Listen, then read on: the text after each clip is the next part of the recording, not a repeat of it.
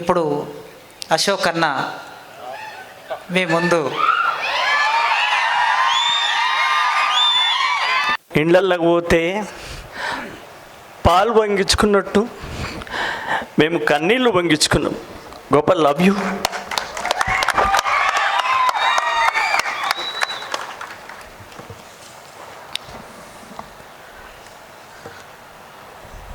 కవితా వసంతం పేర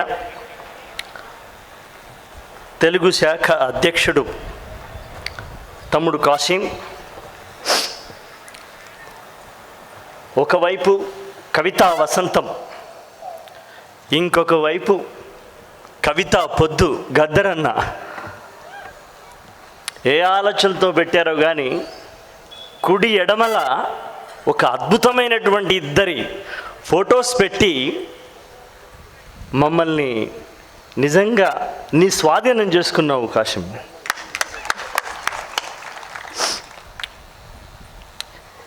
వేదిక మీద ముఖ్య అతిథి,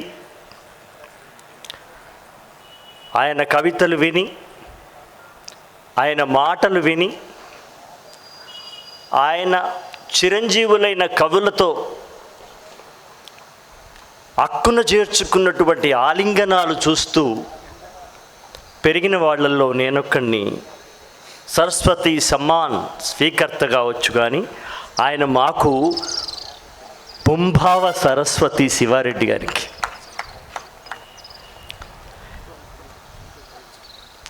ఈ కార్యక్రమాన్ని ఏర్పాటు చేసిన తమ్ముడు కాశింని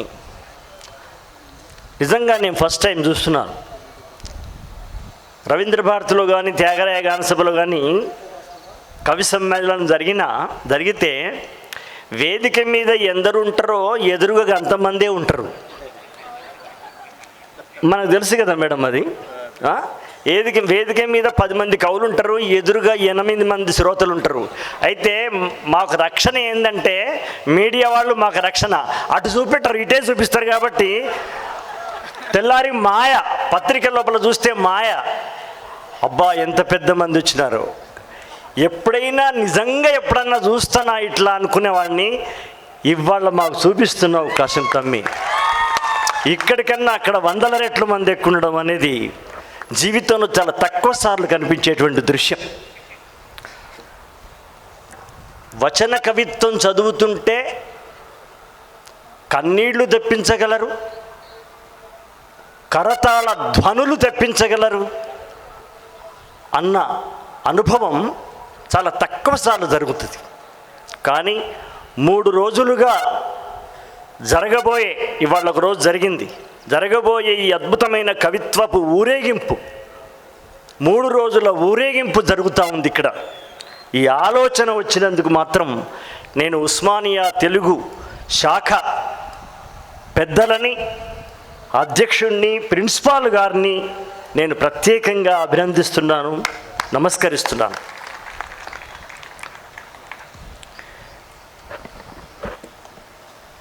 ఏం పాటతో మొదలు పెట్టాలా? ఇప్పుడు పాట పాడదామంటేనేమో అక్కడ యోచన ఉన్నాడు, నాకంటే ఏం బాగు పాడుతావు నువ్వు అని. ఆల్రెడీ శరత్ ఏమో పాడిపోయిండు. కాబట్టి వచన కవులను అభినందిస్తూనే పాట కవిగా నేను పాట కవుల గురించి చెప్తా. పెద్దలు శివారెడ్డి గారు లాంటి వాళ్ళ ఉపన్యాసాల్లో విన్నదే, ఈ ప్రపంచంలో ఈ భూమి మీద శ్లోకం కన్నా ముందు, పద్యం కన్నా ముందు, వచన కవిత్వం కన్నా ముందు పాట పుట్టింది. పాటే పుట్టింది, దాంట్లో డౌటే లేదు. అది వాల్మీకి రాసిన మా నిషాదం అనే శ్లోకమైనా సరే, లేదా ఓ పాత జానపద కవి చెప్పిన విషయం చెప్తా. అంటే దాంట్లో పెద్ద పెద్ద మాటలు లేకపోవచ్చు, తమ్ముడు గోపాల్ రాసినటువంటి మాటల్లానే ఉంటాయి. కానీ వాళ్ళు ఎంత డెప్త్గా చెప్తారు చూడండి. మనసట కుక్క లాంటిదంట. ఆశ్చర్యం ఇస్తుంది. అతను చెప్తాడు, కుక్క పోతుందేమి సేతన్నా, నా సేతగాదిక ఎంతకని నేనెంట బోదన్నా. నేనన్నా, రామస్వామి ఈ కుక్క పోతే నీకెందుకయా, దాని ఎంబడి నువ్వెందుకు పోతావు, సపడక మీ ఇంట్లో నువ్వు ఉండక అంటే, తమ్మి కుక్క అంటే కుక్క కాదు, నా మనసే ఓ కుక్క, అది పోతాంది ఎటో దిక్కు. ఆ అల్లికలో ఉన్న డెప్త్, తాత్వికత, లోతు ఆశ్చర్యపరుస్తుంది. కుక్క పోతుందేమి సేతు, చక్కని కన్నేల దిక్కు, సిక్కని మత్తుల దిక్కు, దక్కని సంపదల దిక్కు, ఎట్ల దీనిని గురువు దిక్కు, గురువు చూపే తెరువు దిక్కు, తెరువు శివరా శివుని దిక్కు, తీసుకొచ్చే విద్య జలక తిక్క తిక్క అవుతున్నది, కుక్క పోతుందేమి సేతన్న.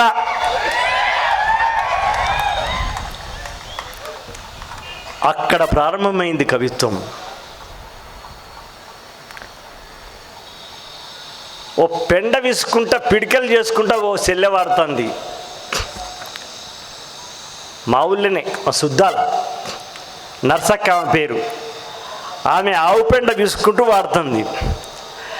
పిసుకుదు ఈ పెండ, పిసుకుదు ఈ పెండ బీరా పువ్వులే, పిసుకుదు ఈ పెండ. పెండ బీర పువ్వు లెక్క ఎట్లా పిసుకుతావమ్మా అంటే ఒకటే ఒక మాట అన్నది, నీకు నేషనల్ అవార్డు ఇచ్చినవాడు ఎవడు అన్నది.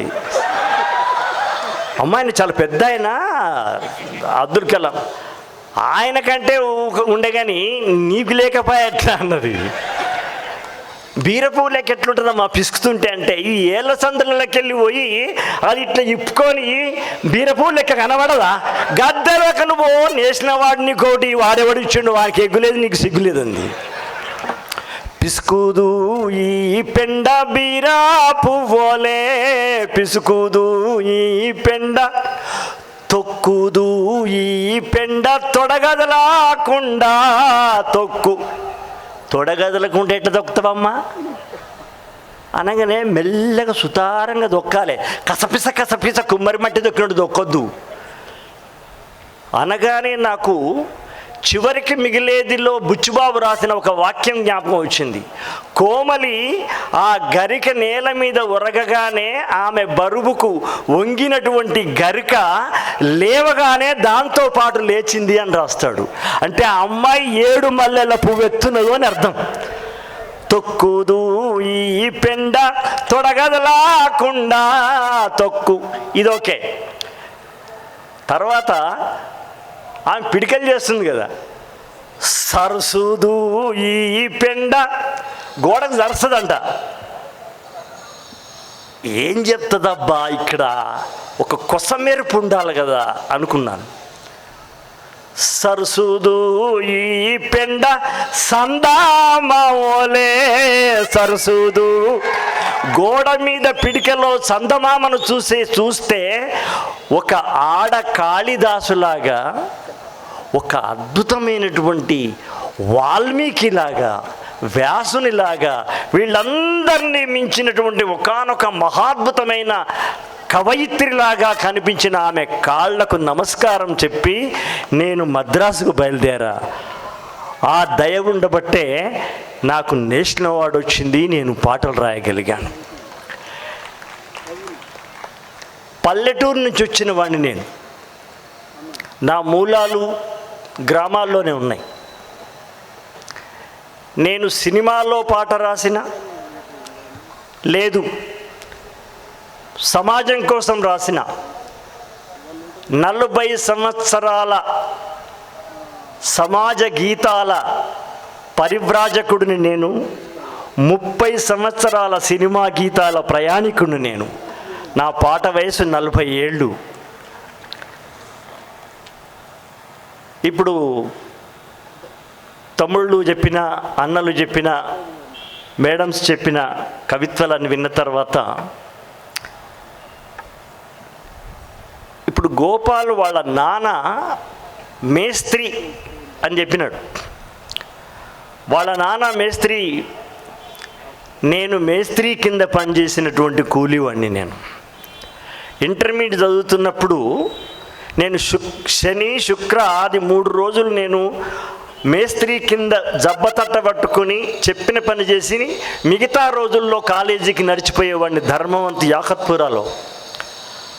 అక్కడ నేను రాసిన ఒక పాట మీకు గుర్తు చేస్తా.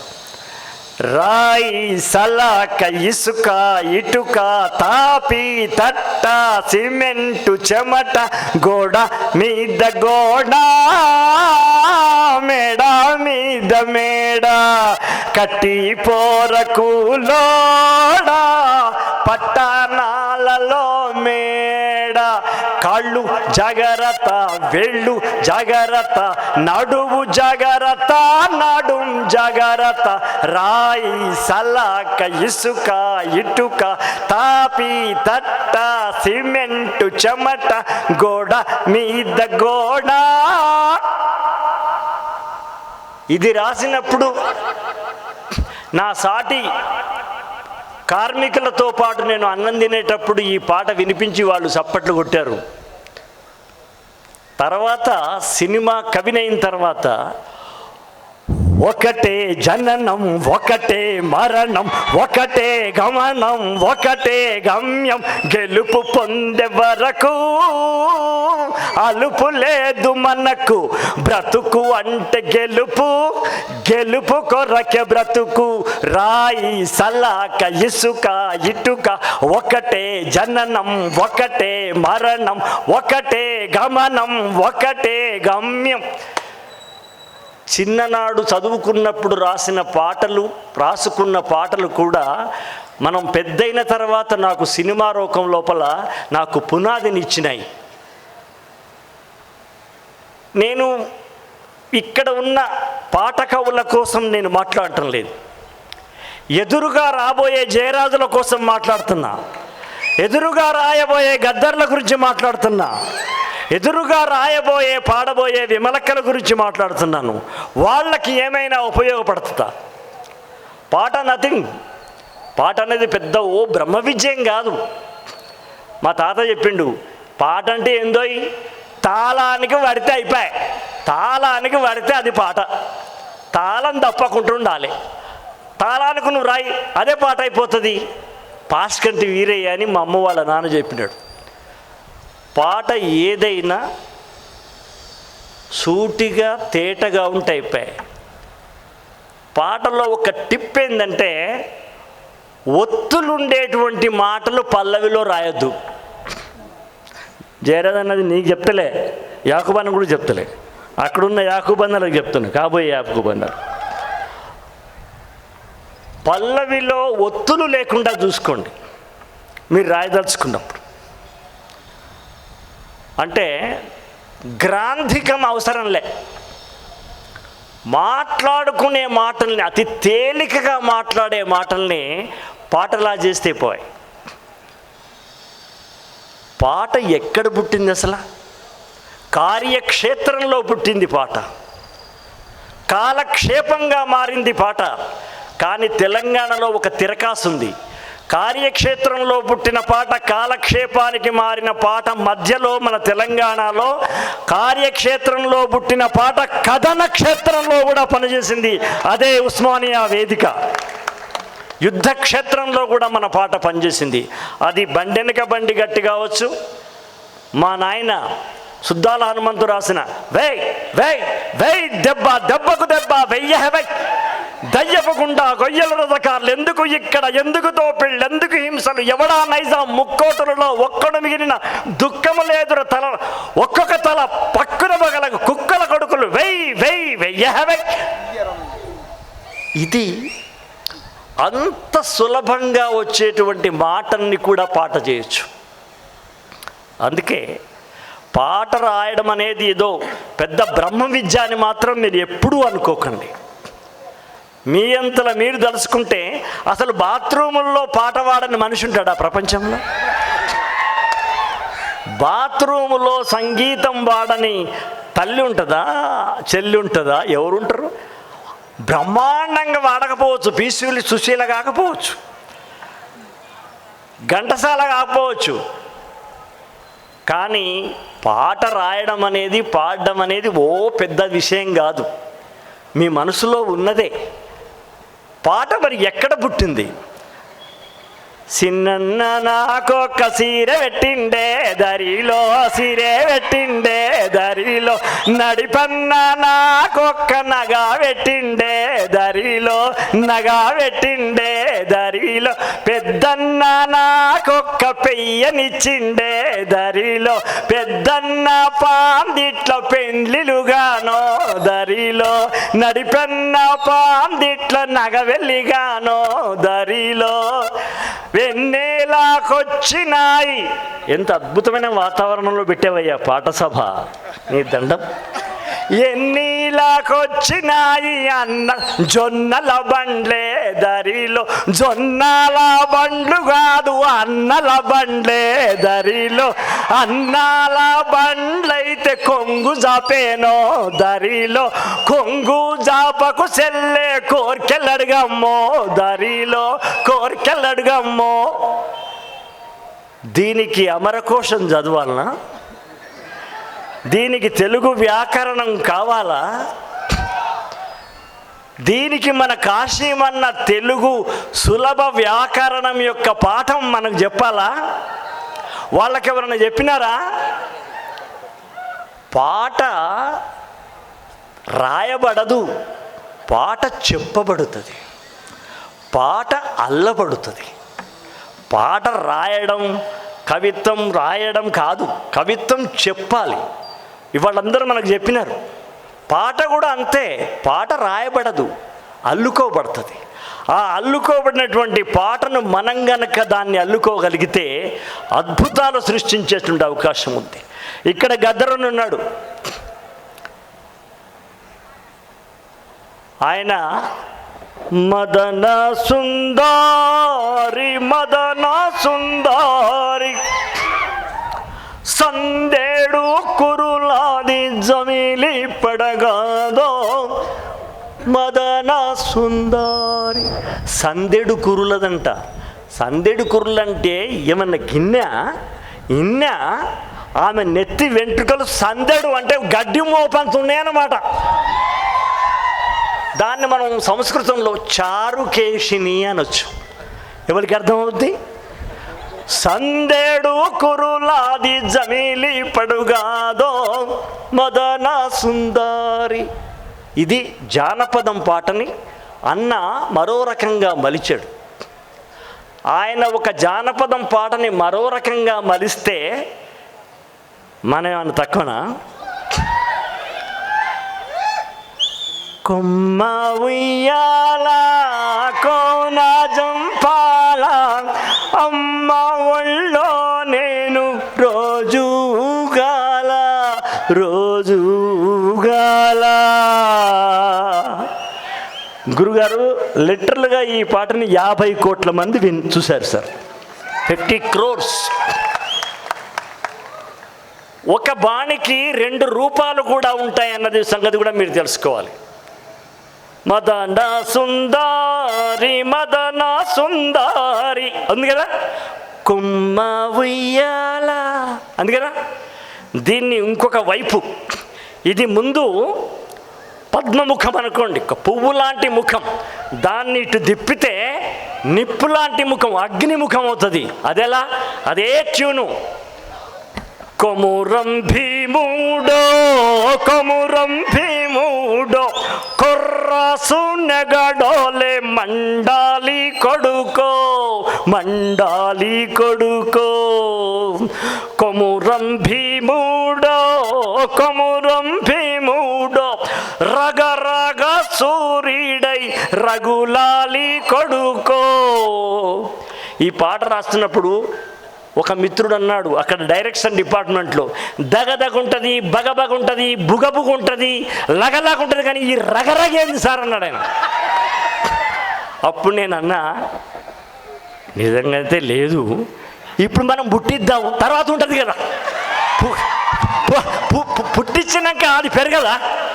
పుట్టినాక ఒక బిడ్డ పుడుతుంది.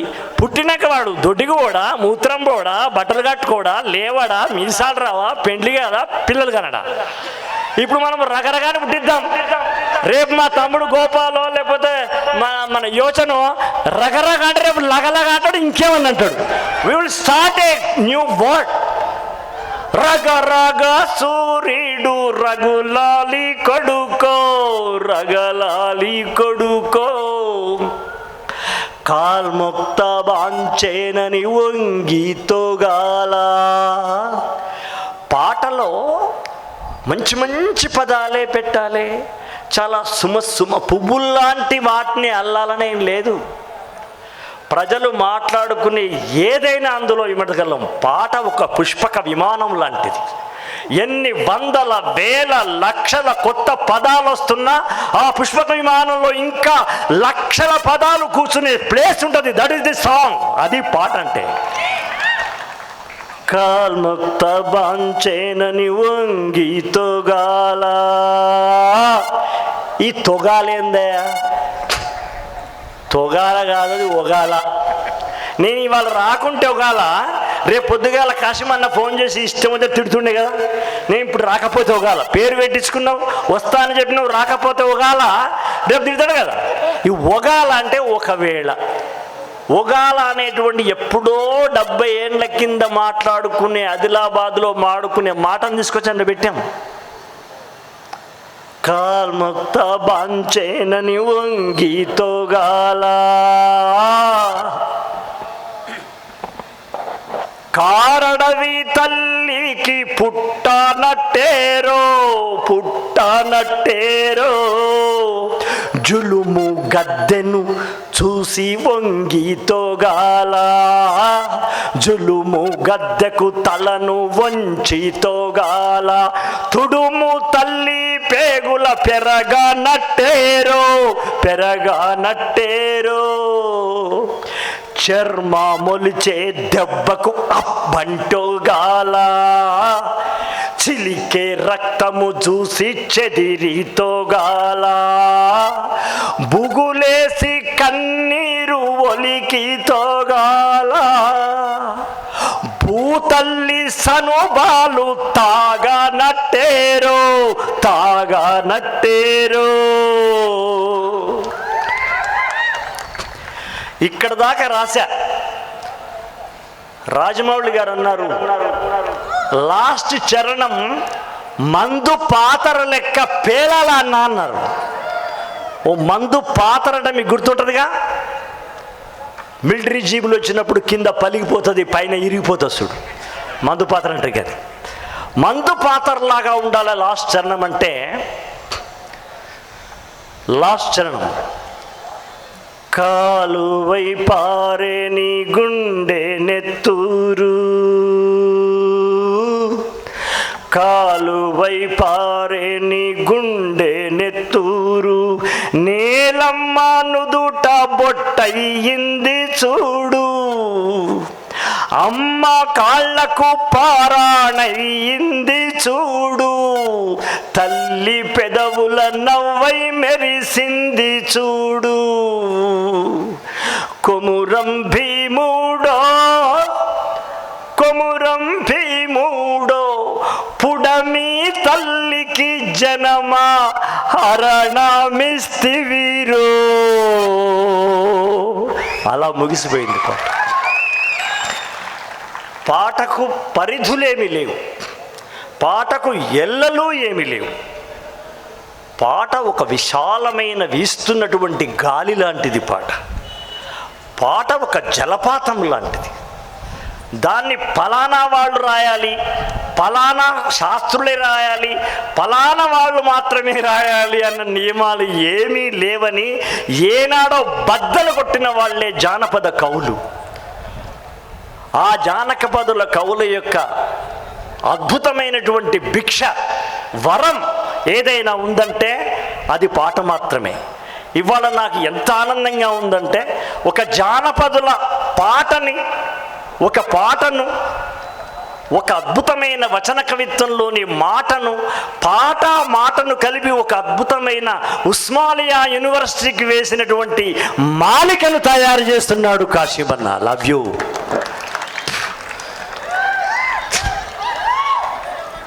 ఒక్క పాట చెప్పి వచ్చేస్తా. పాట ఎలా పుట్టిందని చెప్పలా. మామూలుగా నువ్వు సపరేక పోక పాట పాడిపోక నీకేం పని పాట లేదా, తొందరగా వెళ్ళిపోవచ్చు కదా అంటాడు కాశీం. అంటే నా పనే పాటే, నాకు పని పాట ఎందుకు లేదు, నా పాటే పని. జయరాజుకైనా నాకైనా పాటే పని మాకు. అందుకే చెమట బొట్లు తాళాలై పడుతుంటే కరిగి కండరాల నరాలే స్వరాలు కడుతుంటే పాట పనితో పాటే పుట్టింది, పని పాటతోటే జత కట్టింది. ఆగడాల ఆగడీల గడి అంటే హైదరాబాద్ గడి కాదు అది, నేను చెప్పేది ఊళ్ళలో గడి.